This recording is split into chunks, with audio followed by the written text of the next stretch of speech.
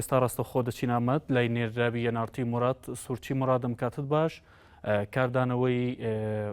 بۆمبارانەکەی سوپای تورکیا بۆ سەر ناوچەکانی هەرێمی کوردستان لە ئامەد چیە لایەنە سیاسیەکان لەوێ چی دەڵێن چی نوێهەیە حکوومەتی تورکیا چی دیبتووە؟ بەڵێ دیاری ئەم کاتت باش ئەلبەتە لە دوێنێەوە کە ئۆپەراسیۆنەکان دەستی پێ کردووە و لە ناوخۆی تورکیاش لە میدیا تورکیەکانە لە نێوان لایەنە سیاسیەکانە کاردانەوەی زۆری هەبووە بە تایبەتیش لایەنە کوردیەکان و لایەنەکانی حزب پارت تورکیەکانیش کە دوای ئەم ئۆپەراسیۆنەکان بەردەوام بووە لایەنە کوردیەکان کە ئێستا پێش چەند خولەکێک پارتی دیموکراتی گەلان هەدەپە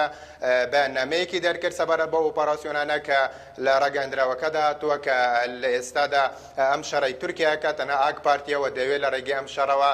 بە خەڵکی تورکیا بڵێ ئەگەر من دەسەڵاتدار نەبم لە ئێستادا وەزی تورکیا بارودۆخی تورکیا تێکێچێت و لە هەمان کاتدا دەیەوێت لە ڕاگەاندراوەکەی هەدەپەدا هاتووە کە بۆ ئەنجامدانی هەڵبژاردننی پێشوەخت و پێکنهێنانی حکوومەت ئاک پارتی دەوێتن لەم ڕێگەیەوە وا بە خەڵکی بگەێنێتن کە من لە ئێستادا ئەو لایەنە سیاسیانیان پەکەکە بە تایبەتی دەیەوێت شەڕ لە تورکیادا دروست بکاتن تەنها ئەمەش بۆ مەبەستەمارەمی خۆ تایبەتی خۆی کە هەڵبژاردننی پێشوەخت ئەنجام بدەوە لە هەمان کاتدا لە میدیا تورکیەکانیشە لە لایەنە تورکیەکانیشدا کە بە تایبەتی ئاک پارتی باس لەوەکە کەوان ئۆپەراسیۆنەکانیان بەردەوام دەبن بۆ ئەوەی ئەمنیەتی تورکیا بپارێزن بۆ ئەوەی کە هەر شوێنێک هەر پارتێک ڕەشە بێتن بۆ سەر تورکیا ئەوان لە دژی دەوەستنەوە بە تایبەتی کە پەکەکە و داعش کەوان پێیان وایە ئەمانە لە تیرۆرن و لە دژی تورکیا بە تایبەتی پەکەکە دەیەوێت ئاڵۆزی لە تورکیا دروست بکات و دەیەوێت کە مەرامە تایبەتەکانی خۆ لە ڕێگەی شەڕەوە بە تایبەتیش دوای ئەوەی کە کوشتنی ئەو دوو پۆلیسەی کە لە پرسۆس لە پارێزگای ڕۆحاکە پەکەکە کوشتنی بەرپرسیارەتی کوشتنی ئەمانە خستەم لەخۆوە ئەمە وەکو بیانوەیەک بەکارهێنێتن تورکیا کە بیاوێت لەم ڕێگەیەوە لە پەکەکە بدەوە لە هەمان کاتدا لە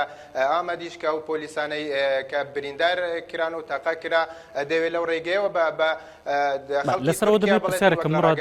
میدیاکانی تورکیا لە هەدەفە نزیکە میدیاکانی تورکیاوان بڵاو کردوتەوە کە با بڵین شەڕبانەکانی پارتی کرێکارانی کوردستان گەریلاکان هێرشیان کردو سەر بنکێکی پۆلیس دامەد و حەوت پۆلیسیان بریندار کردووە ئەمە هەواڵەت تا چەند ڕاستە؟ دیاری تا ئێستا ئەوەی کە تۆ باسیەکەی لە میدیا تورکیەکانە ینی زۆرێک لە میدیا تورکیەکانە باس لەوەکەن بەڵام هەواڵەکان پشڕاست نەکراوەتەوە لەلایەن دەسەڵاتدارانی ئامادەوە کە لێرەوە هێرش کرابێتە سەر هەندێک پۆلیس و پۆلیس بریندارکرابیان ئەو ناوچانەیە و پارێزگانەی ئاگری ئەوانە کە کەونە سەر سنوورەوە هیچ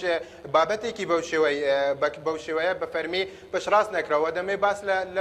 لە شتێکی دیکە بکەم ئەو پەیوەندیە کە باسەکرێت لە نێوان داوەتۆغڵۆ مەسعود بارزانیەوە لە میدیاکانی تورکیا دوو بوو چۆن هەیە لەوەی کە مەسعود بارزانی وت بەشێکی لە کە مەسعود بارزانی وتوێتی من پشگیری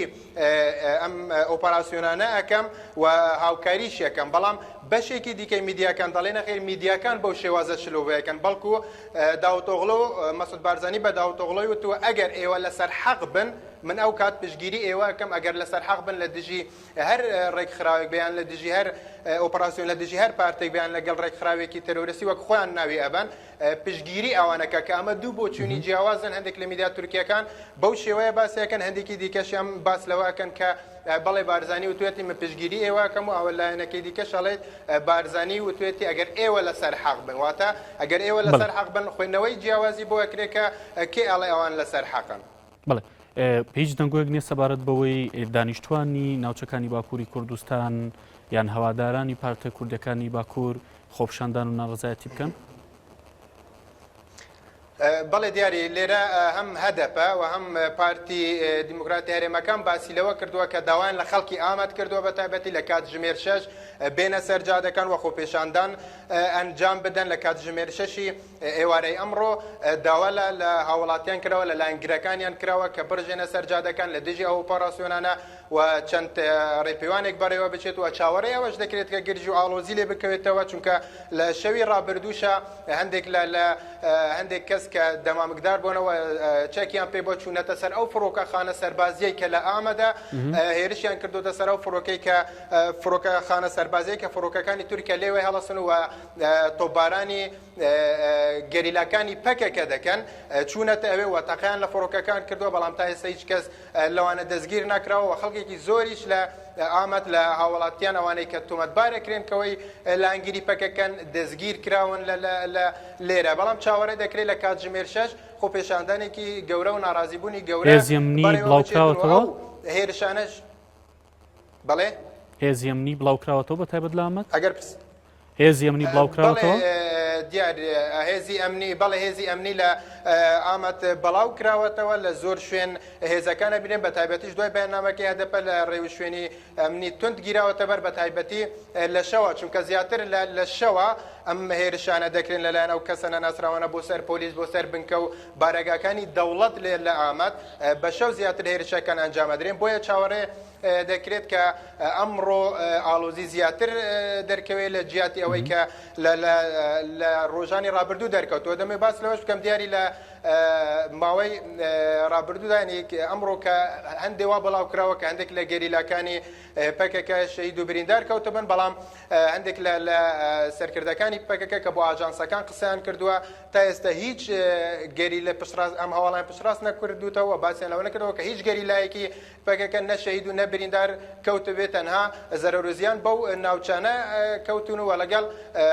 هەواڵی برینداربوونی ئەو هەوڵاتیانەی کە لە هەرێمی کوردستانن یان ئەو گوندانەی کە لە کەوتونەتە بەر تۆپبارانی فڕۆکە جەنگەکانی تورکیا.